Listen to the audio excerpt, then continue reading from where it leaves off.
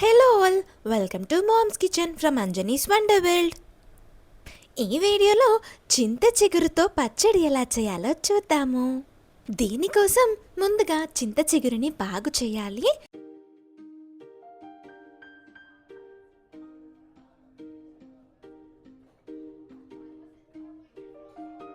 అలా బాగు చేశాక ప్యాన్లో 1 టీ స్పూన్ ఆయిల్ వేసి అది వేడెక్కిన తర్వాత 1/2 టీ స్పూన్ మెంతులు, కారానికి సరిపడా ఎండుమిరపకాయలు వేసి వేయించి పక్కన పెట్టాలి.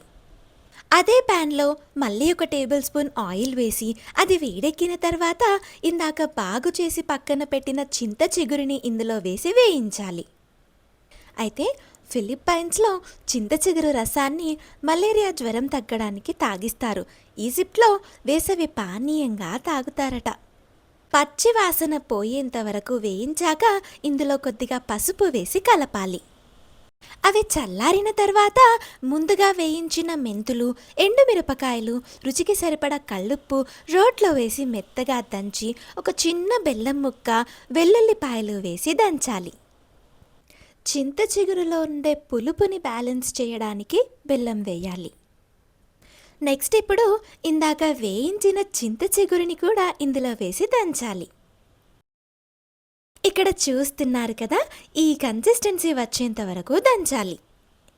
నెక్స్ట్ ఇప్పుడు బాండీలో ఆయిల్ వేసి అది వేడెక్కిన తర్వాత ఎండుమిరపకాయ, ఆవాలు, జీలకర్ర, శనగపప్పు, మినప్పప్పు వేసి అవి వేగిన తర్వాత కరివేపాకు, ఇంగువ వేసి తాలింపు ప్రిపేర్ చేసి ఈ తాలింపుని దంచిన చింత చిగురు మిశ్రమంలో వేసి కలపాలి.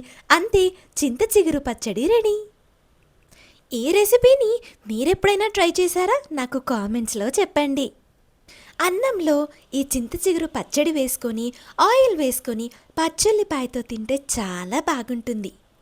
Thank you for watching the video. Do like, share and subscribe.